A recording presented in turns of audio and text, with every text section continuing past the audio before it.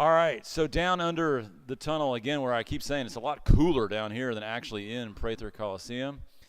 And we have a familiar face here beside us. Samantha Anderson of UCA after Sugar Bears' dispatch of Sam Houston in straight sets. Sam, does this ever get old, doing this? I mean, no, not like this. Last night it was getting pretty old, and we needed to win. And we needed to win faster than we did. But no, it was just fun out there. It was great competition, and I mean, we got to go out there and play UCA volleyball and get some stuff done. Well, you hit on what I was going to ask you next, which was, is it got to be a good thing to come out and play a shorter match after it's an incredibly emotional match last night against the home team? Both teams that will play in the finals able to take care of business quick. That's a plus. Yeah, 100%, especially after last night. Also just coming back out and reminding ourselves and reminding everybody else who we actually are, because last night we did just play funky for a really long time. It took us a long time to get back on to where we needed to be. So to be able to come out and do that in straight sets and never let up was really, really awesome.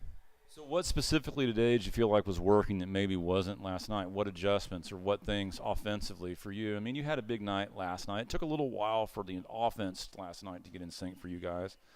But what was different about today specifically that you feel like worked better? We had multiple hitters on at the same time. Last night we kind of had to rely on one or two people to carry us until the next person got hot. Our defense was amazing last night, but also today we didn't wait around. And our passing was a lot better today too. We were a lot more in system. So all that and our defensive presence at the net. I keep bringing this up, and I just feel like that if Central Arkansas wins tomorrow, you're going to have a huge debt to pay to Kellen Dunn. Kellen Dunn, I'm still just in awe of what I saw last night. I got to talk to her in this spot, but Kellen, not the star of UCA volleyball, but Kellen able to make a very significant contribution. She's as big of a reason why you're here as anyone. Oh, 1,010%. She put us on our back last night and just carried us, and oh my goodness, I gave her the biggest hug in the locker room because she really is a person. She's been a starter for 4 years, but most people probably couldn't tell you her name if they're playing against her. We have 5 starters on the team who are seniors and who have been starting since freshman year, and she's always been one of them, but she's always been this person who every year has to come back and fight for a spot. And last night just was her career night, and it was so exciting to watch. I was getting so hyped on the bench when I wasn't with her, when I was next to her out on the court. It was so awesome. I was so proud of her. This time of the year, coaches talk a lot about you settle into usually just 2 matches a week, but then you come into the tournament and you're back to where you were 2 months ago, having to play 3 matches in 3 days. Do you have across the board, do you feel like kind of the legs still under you here, health pretty good, everybody kind of feeling physically well for tomorrow? Yes. I mean, this is what we train for. This is what we train for in February, what we train for in July and August and preseason and stuff. Yeah, we haven't done it in a couple months, but it's nothing new to us. I mean, we grew up playing club where we played 4 or 5 matches a day straight. I mean, I don't know how we used to do that as 13-year-olds, but we're a lot more seasoned now. We kind of know how to take care of our bodies. We're all about to go ice bath right now because we need to just start recovering, but we're ready for tomorrow already. Okay, so obviously Sugar Bear logo on your jersey. I am logo-less today. I will have an SFA polo on tomorrow. Haley Tippett told me in an interview a few minutes ago it was time for SFA to lose, but I'm not doing my job if I don't ask you about the Stephen F. Austin matchup. This is the only team that you lost to. Everybody else in the conference you have beaten, some multiple times. This was the first time Stephen F. Austin in a long time was able to beat you at home.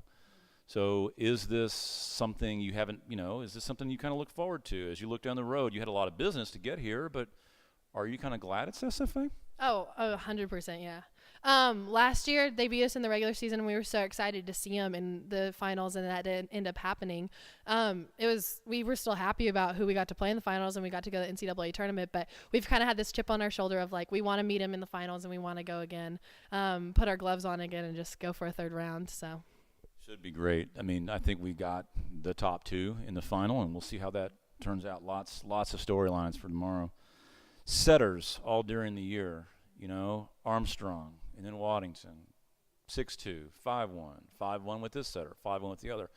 As a hitter, Does that affect you any? I mean, these two setters have different strengths. I mean, that's why Chapman is vacillated back and forth.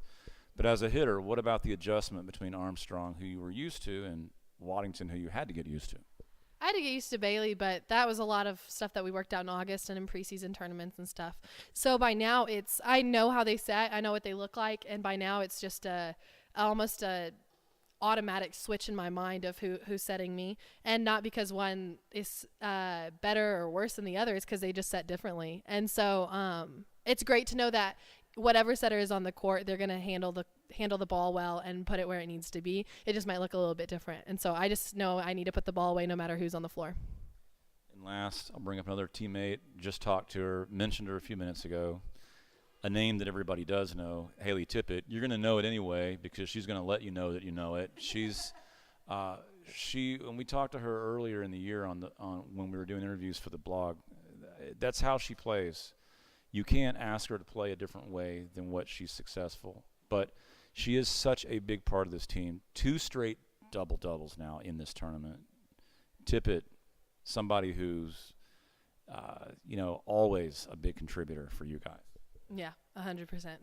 I love Haley. It's so fun playing next to her. And when she gets a big kill or a big block, she just fires everybody up because she gets so fired up for herself.